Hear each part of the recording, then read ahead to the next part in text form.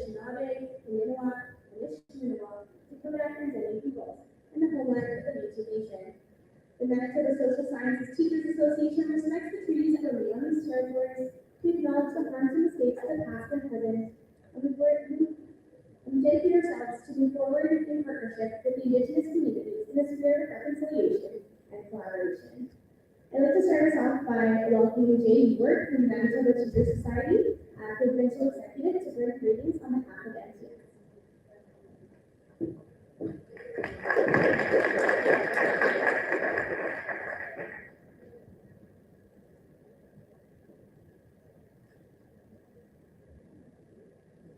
Good morning. Thank you for having me here today. I'm a member at large on the provincial executive, and I bring you some greetings from Nathan Martindale, president of Manitoba Teachers Society. We recognize SAFE as an essential part of what we do, because serving teachers has so many limbs to it. And SAFE is one of the important hands that must always be tended to, because you are taking care of our teachers. I know as a teacher myself, I would come to these things.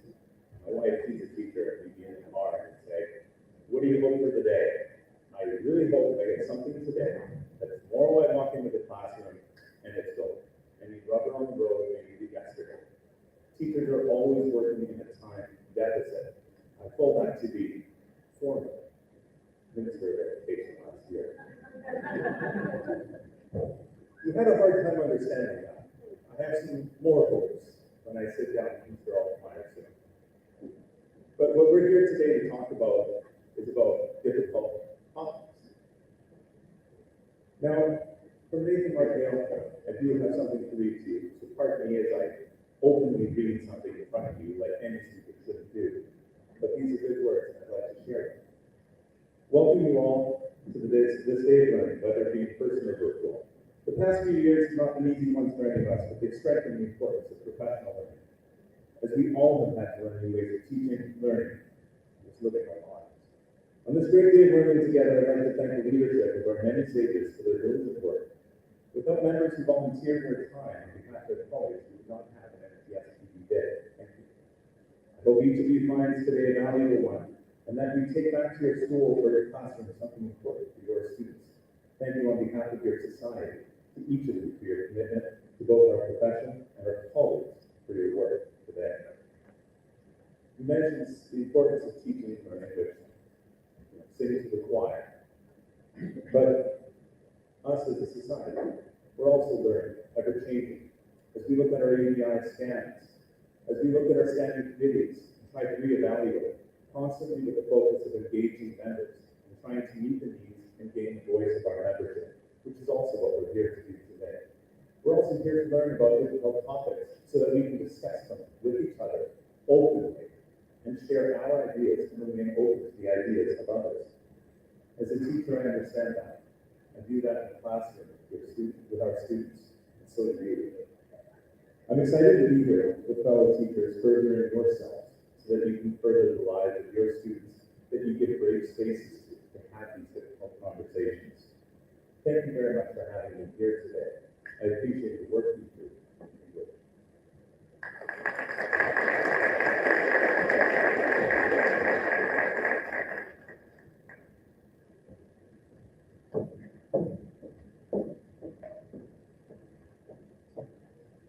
Thank you, Jay. I'd like to start our day off by giving you a bit of an idea of what today will look like. After our keynote this morning, there will be a short break for you to refill your coffee, grab some snacks, and find your way to your first session. Your session number should have been emailed to you by MTS, and the numbers, there's pages around the school that have the room numbers beside them. So if you know your session number, you'll be able to find your room number. If you're unsure which sessions you signed up for, you can log into your My Profile on MPTeach.org and click the Events tab. If you have any trouble locating your sessions, you can stop by the registration area where you entered our school, and you can talk to any of the executive members, or the other great thing is the student volunteers who are here. They would be fantastic at showing you their classrooms.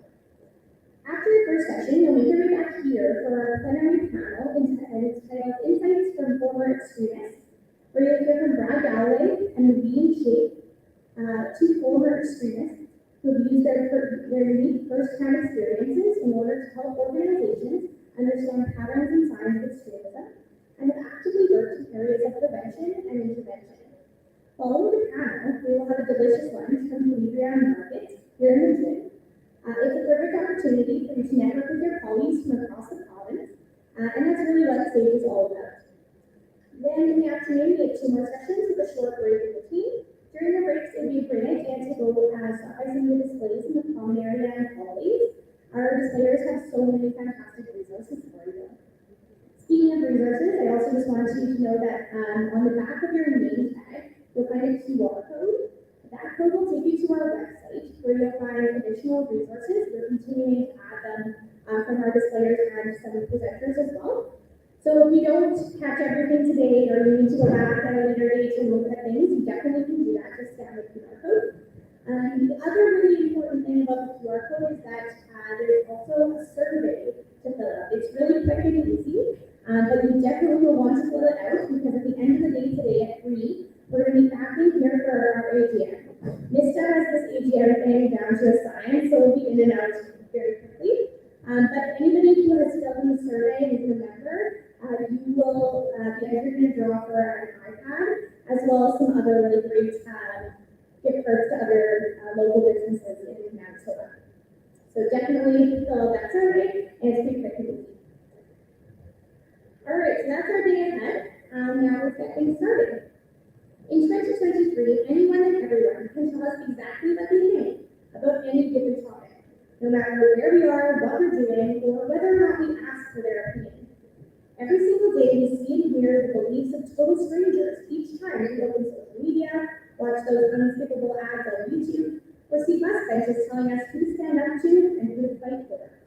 These ideas and beliefs are becoming increasingly more opinionated, divisive, and polarized. Polarization is defined as a division into two sharply contrasting groups, or sets of opinions or beliefs. While we tend to think of political, social, and environmental issues as being on a spectrum, this increasing polarization leaves the illusion that there is no middle ground. Like a game of tug of war, each side is fighting to gain traction by separating people and pitting them against each other. I'll be honest with you, this is not an easy time to be a social studies teacher. First, our duty as educators is to be impartial, which is becoming increasingly more difficult in this age of polarization. Second, we have a responsibility to help our students develop skills to respond to these difficult situations.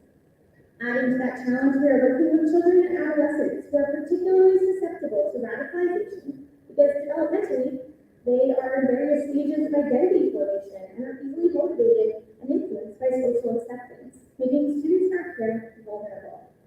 As a result, we must be able to recognize signs of radicalization in our students so that we can prevent it from happening in our schools.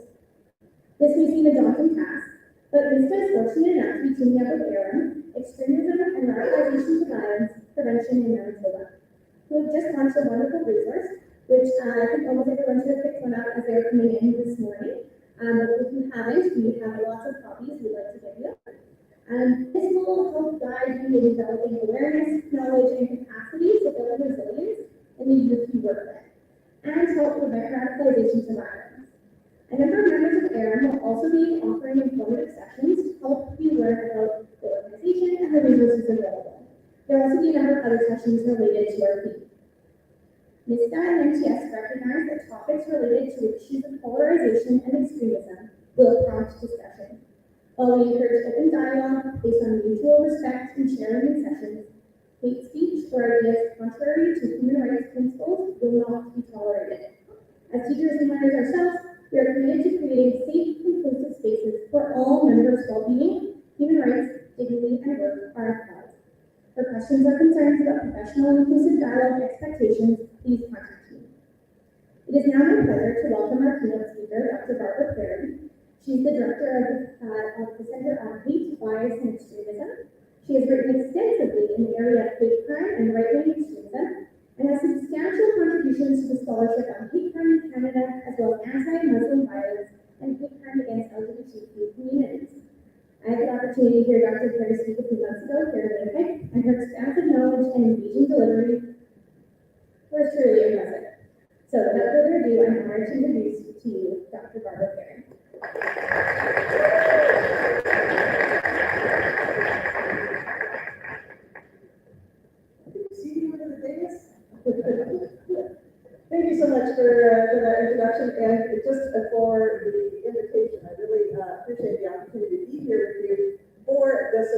conversation that you're going to carry out throughout the day.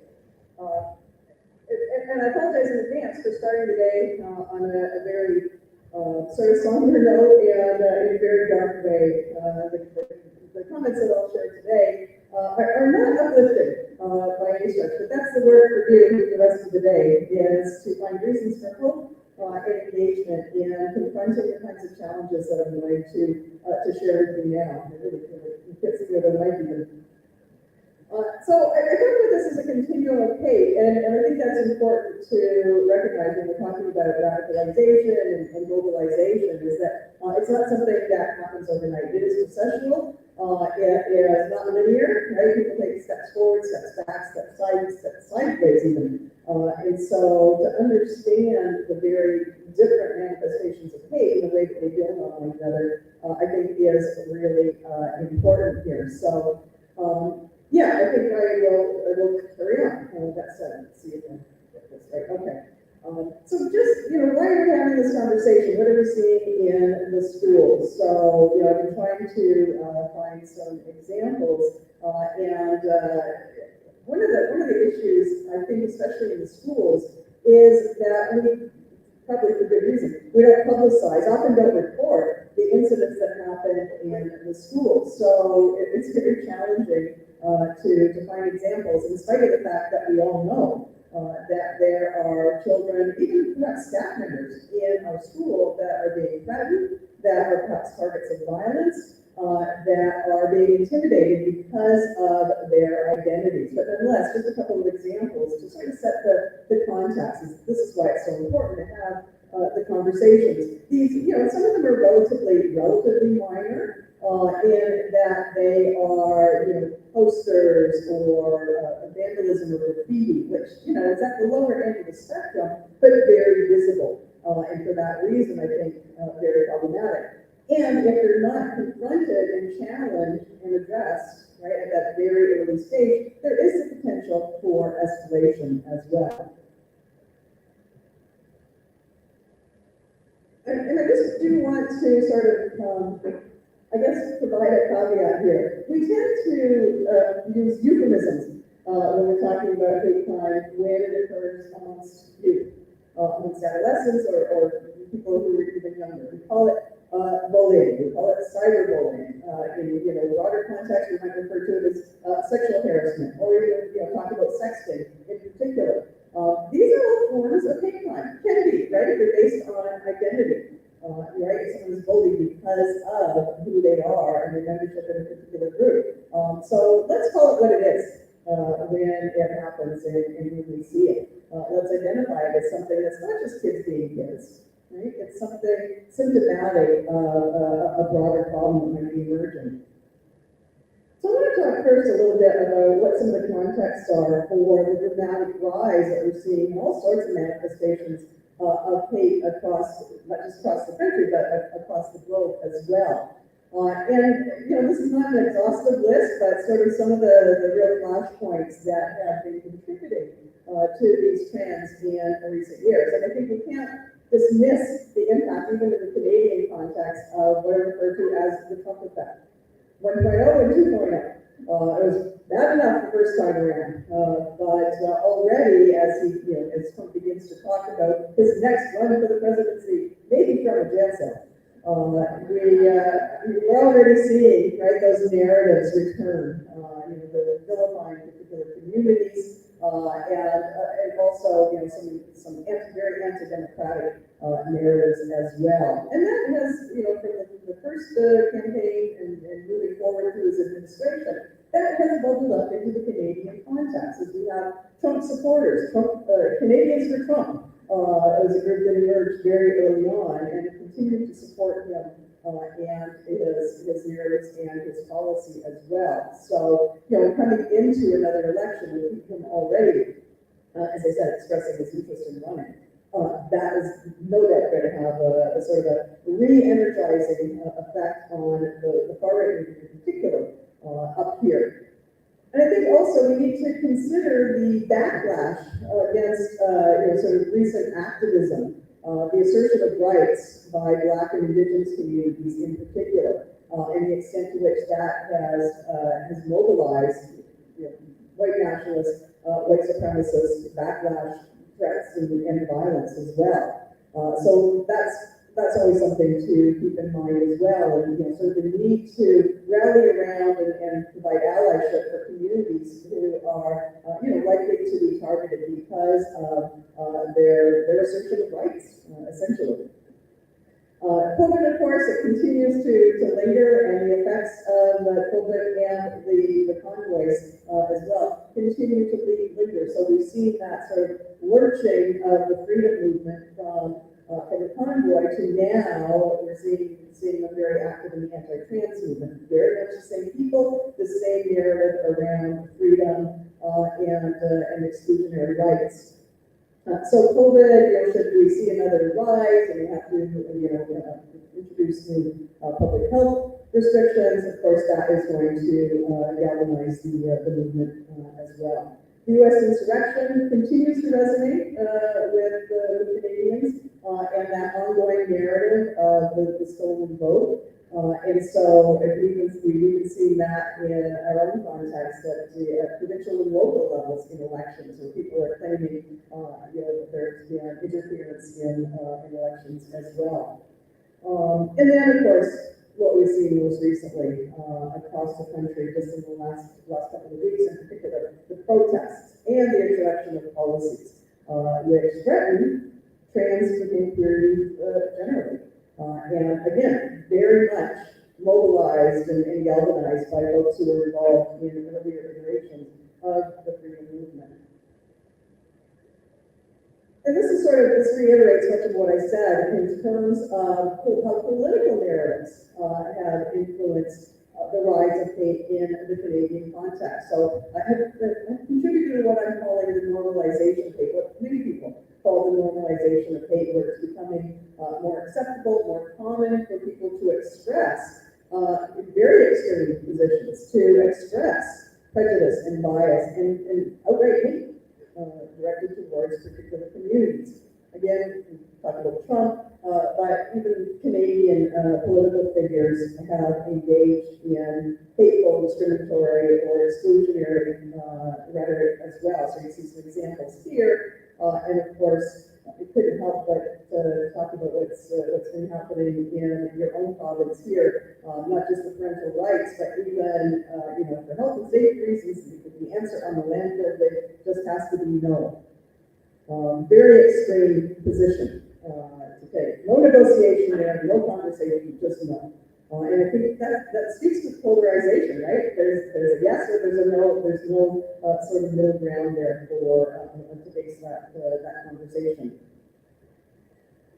And I think another indication of the normalization is the extent to which public opinion polling has been tracking changes in popular opinion and positions and ideas. So even the recognition, oh gosh, you can't see that, the recognition that has become more acceptable to express these sentiments. So I'll read these because they're really blurry. 33% feel freer to publicly express views of other races, ethnicities. 25% feel that prejudice against Muslims has become more acceptable since 2014. 15% feel that anti-Semitism has become more acceptable since 2014. I suspect that both of those have increased currently.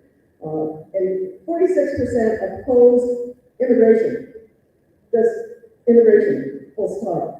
41% feel that there are too many visible minorities immigrating to Canada, and 37% feel that immigration is a threat to white Canadians. So those last two in particular, very problematic, align very much with far-right narratives of the risks and the threats associated with non-white immigration specifically. So I talked about a continuum of hate, so I want to sort of lead you through some of the manifestations, what we're seeing in terms of three particular problems: online hate crime, and right-wing extremism, all of which obviously are very much interconnected. So think about harms of online hate. I think for too long we assumed that what we see online, it's just words. Just an expression, it's not violence. It is a form of violence. That hate speech The vilification that we see online is very much a form of hate. It's a form of othering, distancing, and fear mongering very often as well. There are real legitimate harms associated with online hate in terms of the impact that it has on targeted communities, whether it's directed towards a particular individual or a description or a characterization of a whole community. It sends a very harsh message to those communities that they're not valued, they're not respected, they're not welcome, whatever the message may be. The risk of radicalization, so directed towards target communities, it's very harmful, impactful, hateful, but it also might mobilize others, right, to those kinds of negative narratives and begin them on that trajectory towards mobilization around a set of ideas, ideologies, narratives. The fact that it has, and these last two are interconnected, that online speech, I think that, the ready availability, accessibility of messaging and sharing messages and just, liking and whatever options you have on a given social media platform have allowed for entrenchment and have allowed for the creation of echo chambers where messages in one camp or another are continually reinforced by consistent messaging, and really can help people to dig in their heels in terms of their acceptance and reaffirmation of those narratives. So it does contribute to the polarization that you're here to talk about and to address, I think, and to think about how you're going to address it in the classroom as well. There are multiple spaces in which people are exposed to online hate, obviously online. So there are those direct attacks, right, where individuals are targeted because of their identity, or organizations are targeted because of who they represent or who they champion, if you will. So that can be email messages, but also hacking and doxing of individuals. I think a really good example of this was in the midst of the anti-trans protests a couple of weeks ago across the country. But the Ontario Federation of Labour had sort of a meeting prior to the protests to strategize how they were going to respond, how they were going to react, what kind of presence they would have, which was infiltrated by a far-right white nationalist, who then recorded the session, spread it amongst their posse, if you will. And then individual members, the leader of the OFL, people who spoke out, were subsequently doxxed. And their identities shared broadly, and many of them were subject to a barrage of hate messaging because of their allyship with the queer community in that context. So very directed. Indirect attacks, vilification, expressions of hatred and hostility to the communities also shows up on an array of other social media platforms, websites associated with particular groups and individuals, and in online forums as well. And again, that's part of that echo chamber that is created. And the language there, depending on the platform, depending on how deep the level of security is, are sort of can be horrifically vicious, or it can be very veiled language, right? And the language morphs very quickly, and the means morph very quickly. So it's hard to sort of keep up with, what is meant by different expressions. Dedicated websites, of course, associated with particular groups, far-right groups have a very strong presence in the online space. And I'll come back to talk about the music and the videos in a later context, because we need to talk about that in the context of recruitment in particular. And there are dramatic rates of exposure, obviously, to online hate. So I think the important thing for you here is to note that Canadian youth in particular, 80% reported seeing online hate. Again, not necessarily directed towards them, but perhaps towards others. So it is an everyday sort of normal experience and observation for those youth. In a study that we did with the Institute for Strategic Dialogue out of the UK, they identified almost 2,500 right-wing extremist accounts with Canadian origins, shall we say. So this isn't across the board, this is just Canadian actors that held right-wing extremist accounts, posting, some of it was relatively benign, but there was a significant amount of hateful expression on there as well. And I think the important thing here is the reach, right? Over 1 million engagements with those online spaces. So very broad audience here. In fact, one of the observations we made is that in 2 of the most virulent, most extreme far-right platforms that have since been taken down, Canadians were amongst the top 2 or 3 posters. So very active in this space. So going up the continuum, if you will, just thinking about hate crime specifically. And again, keep in mind this is police reported hate crime, which means that it's only about 22% of all reported hate crimes. So we know that from self-reports, we know that from the General Social Survey that many of you are probably aware of, and National Survey. There are questions there about crime that are followed up with, if you were a victim of this crime, do you think it was motivated by your identity? And in 2019, which was the last round, there were about 250,000 reported incidents of hate-motivated crime, and about 22% of those were reported, so about 48,000. But when we look at police statistics, only about 2,000 were reported by police. So a huge gap, 250,000, 2,000. So we're missing something in there.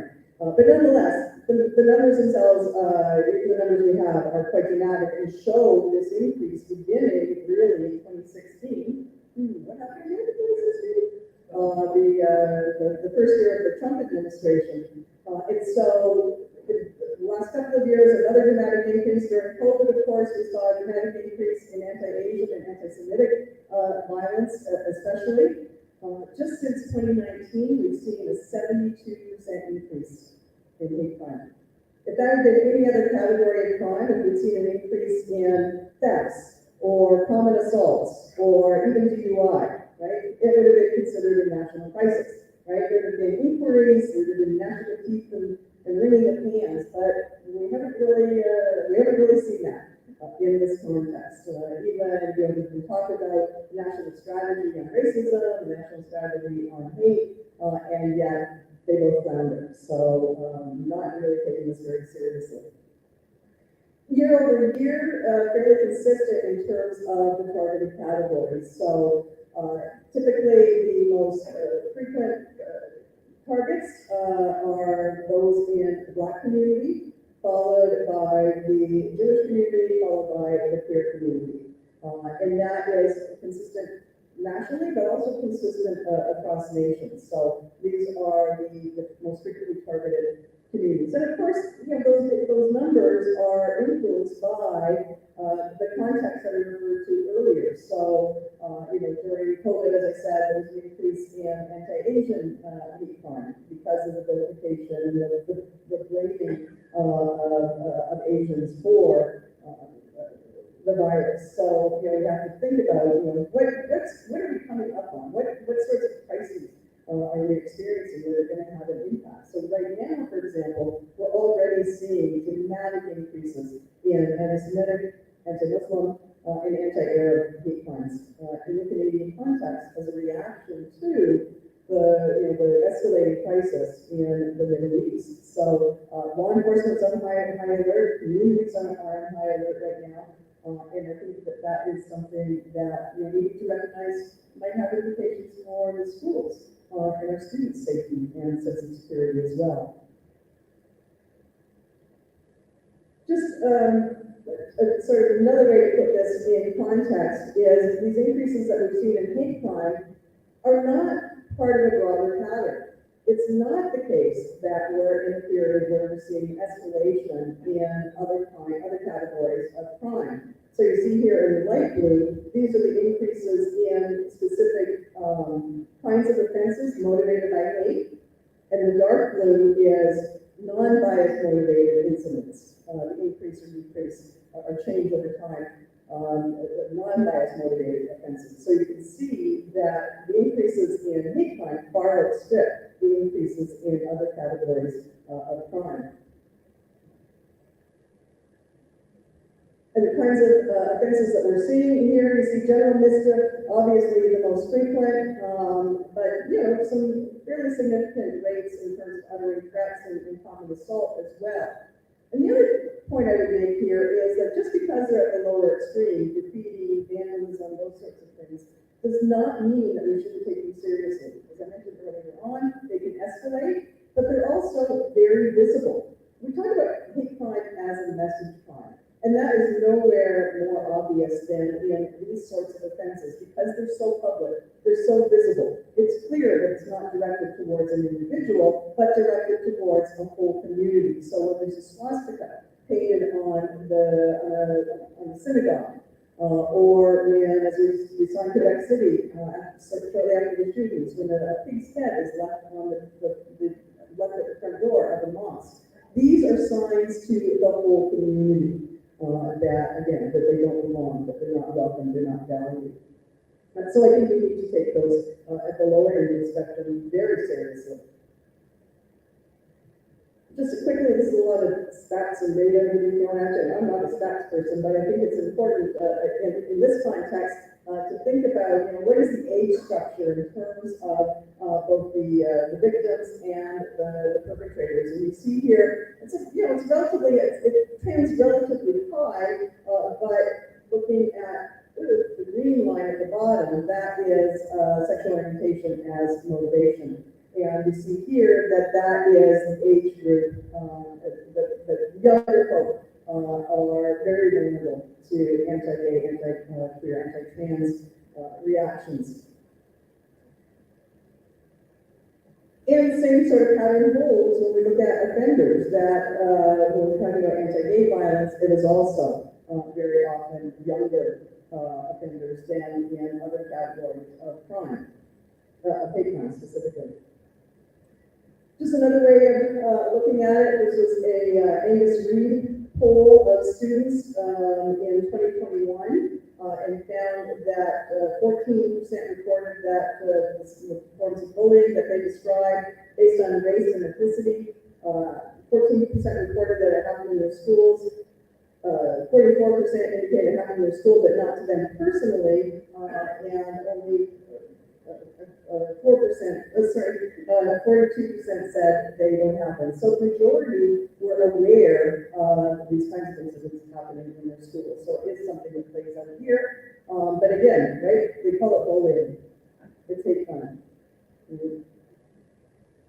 Okay, and the last step of that continuum I'll talk about is right-wing extremism. And so this is the typology that we've been building out based on now almost about a decade's worth of work. So when we published our first study in 2015, really what we were seeing there was sort of a flattening of the movement. That is, there's a real emphasis then in terms of the activism of what we might think of as a traditional far right, neo-Nazis, skinheads, and white supremacists.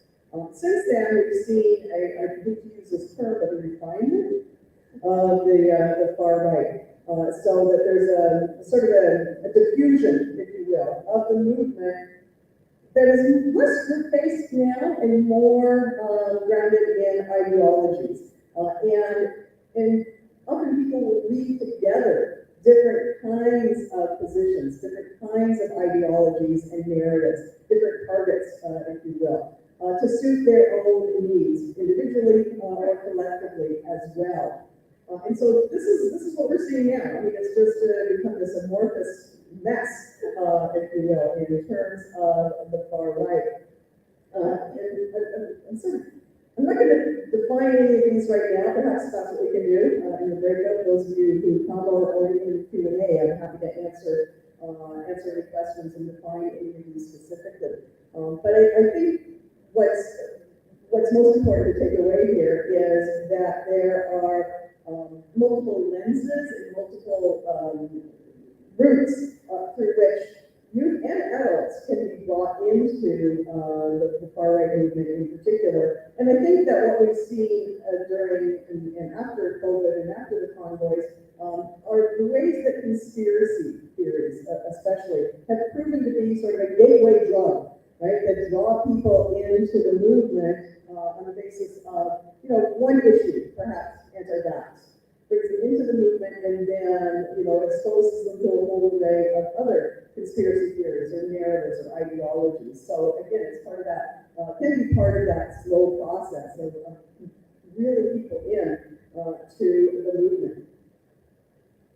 What we've been seeing, this is sort of the end of our last study around 2021, is really dramatic increase in the activity and activism associated with the far right. Now, this amounts to, I think it was what, 600 or so, 670 incidents in this short period of time, 2016 to 2021. In our first study, which was the first study of its kind, so we had a long trajectory from 1985, I think, to 2015. We identified about 120 incidents associated, many of the criminal activities associated with the far right. So, that was a very long period of time compared to a shorter period of time and a dramatic increase that we're seeing there. Now, many of those were, you see this dramatic spike here, 350 of those were rallies and protests, most of which were, peaceful. Although there was violence, at a number of them as well, and I think especially in the context of the convoys. But we also, in this group, see well over 200 incidents of criminal behavior, much of it violent behavior as well. So again, very dramatic numbers. And this is all through open source. But I think what's really worrying is, the extreme lengths to which this can take us, right? So we have seen in the past, 7 years or so, 8 years, what is that up to now? 28, do the math. A number of deaths at the hands of folks motivated by some thread of right-wing extremism, some, sort of bias motivation, if you will, at the extreme. And this is just in terms of multiple mass murders. There are further 2 or 3 individual murders as well. Beginning with in 2014, that was the murder of 3 RCMP officers in Mountain by a very much an anti-authority individual. 2017, of course, motivated by Islamophobia, the Quebec City shootings. 2018, incel activist slash adherent who engaged in the van attack, in which 10 people were killed immediately. It's 11 I have here because the 11th victim died just last year of the injuries sustained in that attack. And then, of course, the 2021 murders in London, Ontario, that trial ongoing as we speak. And then most recently, the one you're probably most familiar with was the murder of at least 4 Indigenous women, and he was a part of Holding Europe, a virulently white supremacist group, international group, it's not just a Canadian group. So this is where extremism can take us. In terms of recruitment, there's still an awful lot of offline recruitment that goes on. We tend to forget about that now that so much is happening in the online space. Brad and Lee will talk about this in much more detail later, I'm sure. So, people are still engaging in meetups at, at bars, at house parties, at pit parties, or quarry parties, I don't know what you call them here. But there still is a lot of that one-on-one attempt to engage people with the movement. But a great deal that also happens online. And some of it sort of passive, introducing people to games and music videos that again, take them further because of the algorithms of social media in particular, takes them further and further into dark spaces. So it's through their social media presence that they disseminate this messaging that is intended to bring people in, specific apps that are built, the websites. You think about Stormfront. Well, can't read that left. Stormfront is one of the oldest far-right social media forums. Started in the 80s and still very active. Not the largest, not the most active, but pretty active. And it's so fully developed by this point in time. I mean, there are some forums for different countries, so there is a Canadian forum there. There are dating forums. There are forums for kids. Full array of sub-forums for people to engage, depending on their interests or the level. So there's forums around activities, upcoming events, and how to get involved, or around activism, that sort of thing. And many of the other websites have similar forums. But I think it's the music and the gaming that are most problematic. So we did a study a few years back on, and Brad was part of that as well, on white power music online, on YouTube in particular.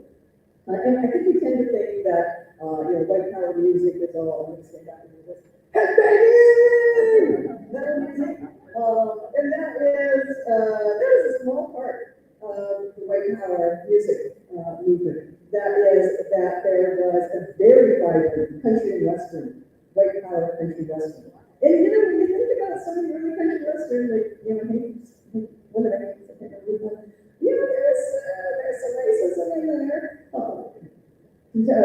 Country music often has a sort of slightly misogynistic, sometimes not just slightly misogynistic areas as well, but a very vibrant element there. Ironically, there is a strong hip hop and rap movement within the white power community. Seems very odd. But what we found was when we started searching for the music, of course, the algorithms took us deeper and deeper into darker and darker musical spaces.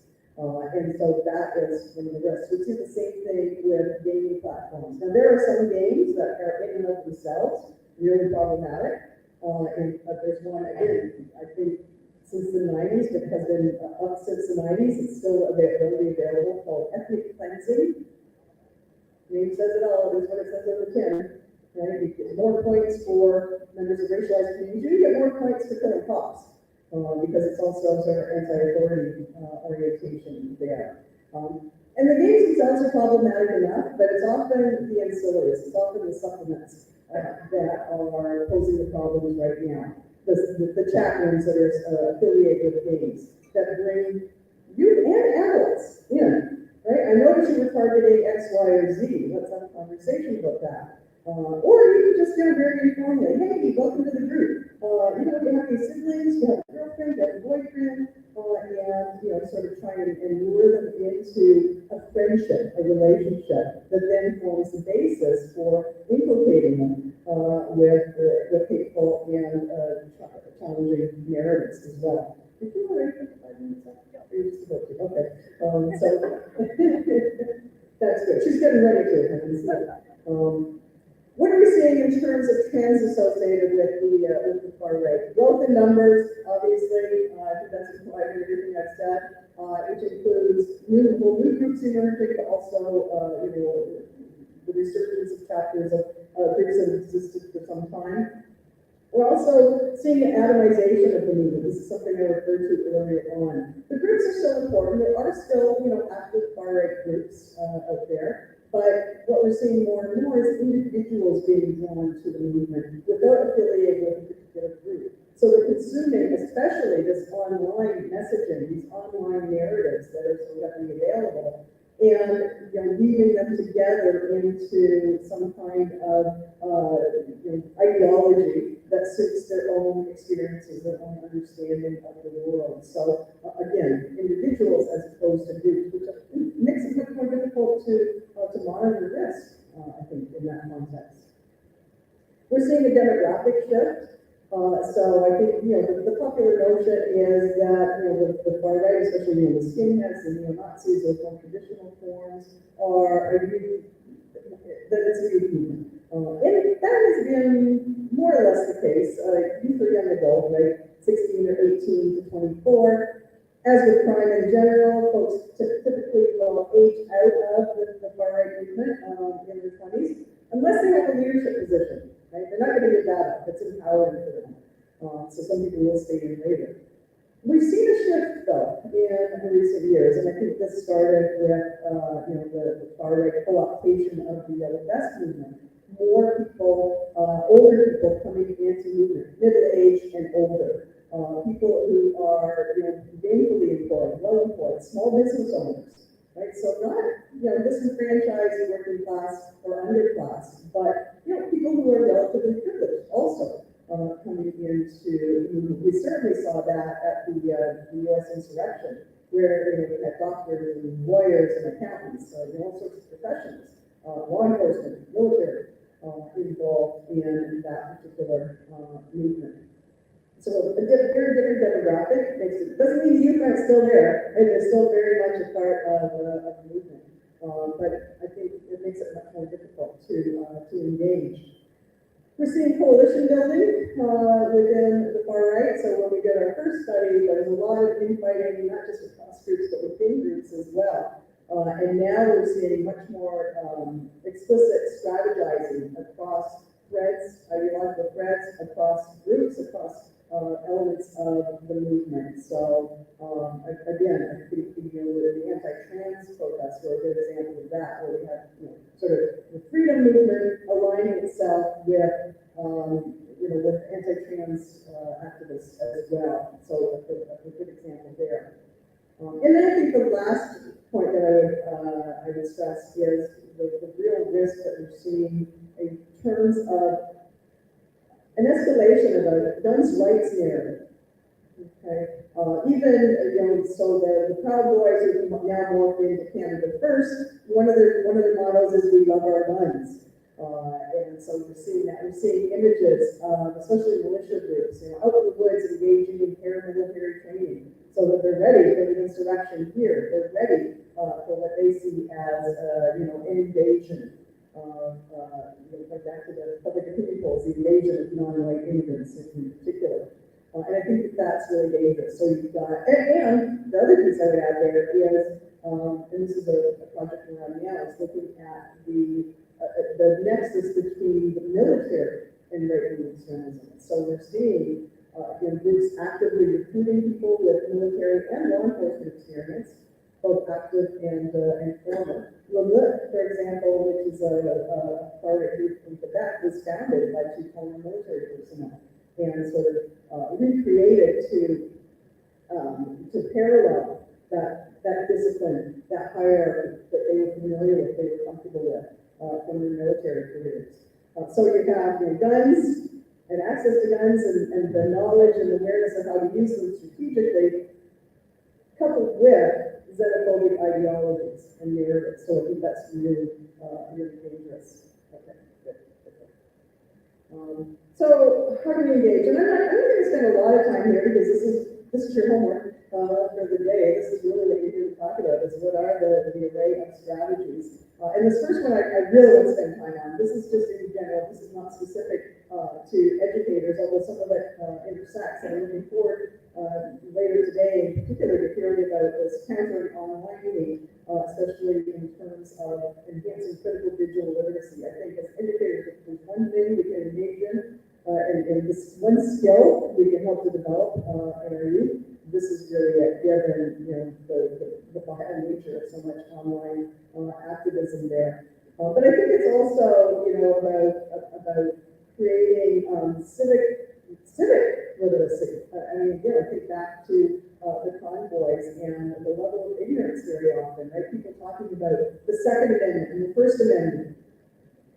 I think you got the wrong constitution there, folks. And so, yeah, I think we need to go back to the basics in that respect as well. So, I'm just going to skip actually to this one because I really want to promote the Erin's work here. This is the circle that you will see in the toolkit, and I think it's really valuable.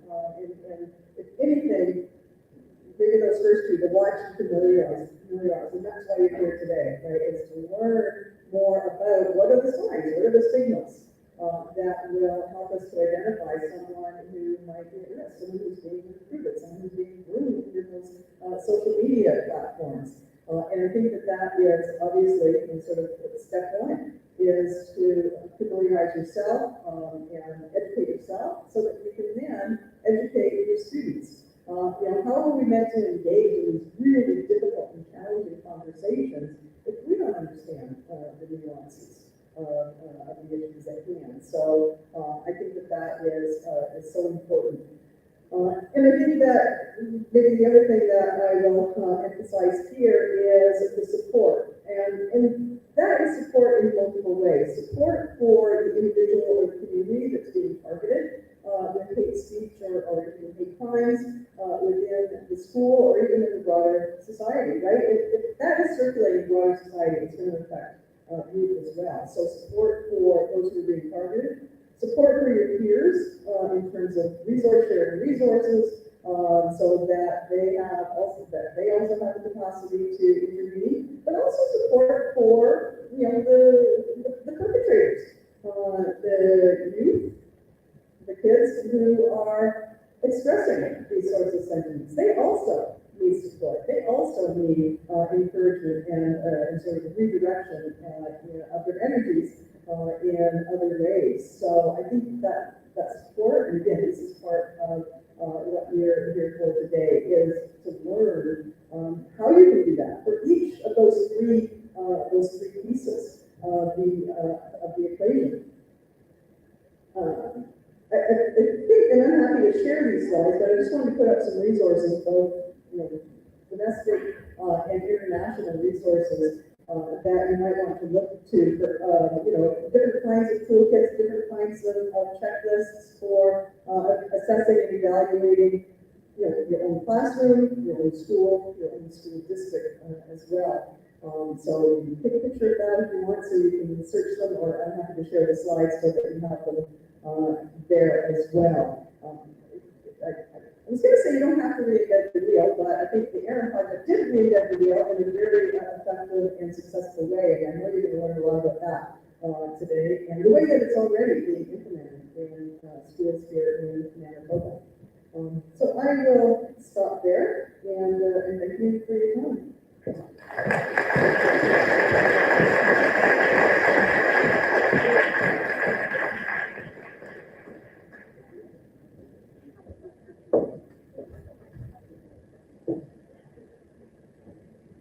Thank you so much. That was a fantastic way to start our day today. So can we bring another round of applause for Dr. Harvey?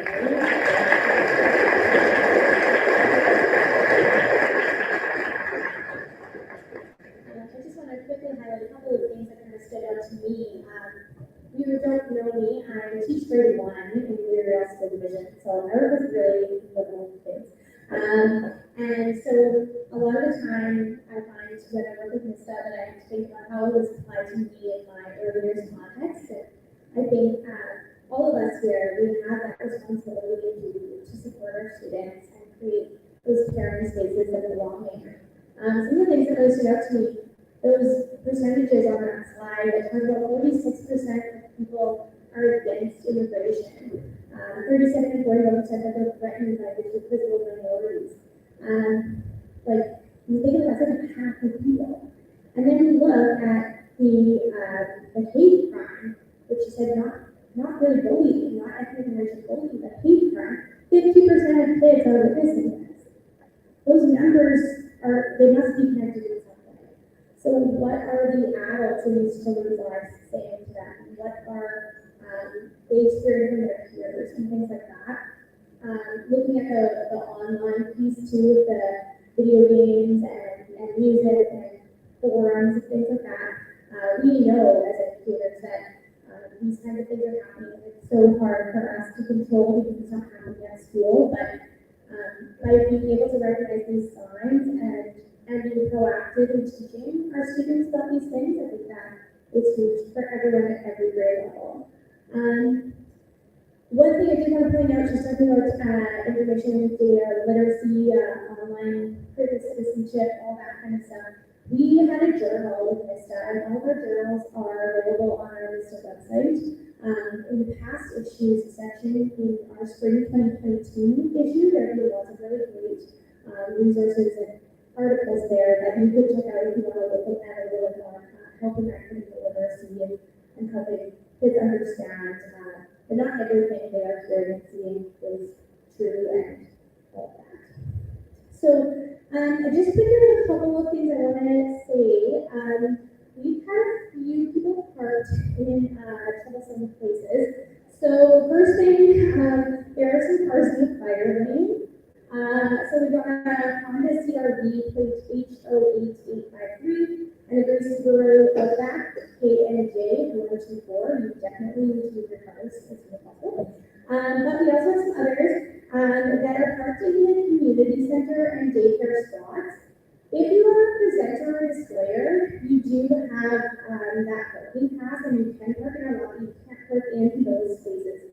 So if you are in a daycare community center parking that says reserved on it, with a paper, that's definitely not okay. We've got a KZZ 433, HHA 968, Humane Society license plate 4319, I wonder if they're Humane Society, I'll leave those up. And a Jet license plate J3839. So those cars definitely need to move. There is also street parking, so I would encourage you to maybe try and find a spot somewhere else if that's one of you. If you're not sure if you're parking in a space you can park in, definitely come talk to someone and we can help make that happen. Make sure they're in space. So right now you've got 15 minutes to grab some coffee and snacks, check out some displays, and make your way to your first session. If there will be any help locating rooms, stop by the registration area or tag a student, and we'll be back here at 11:15 for our panel.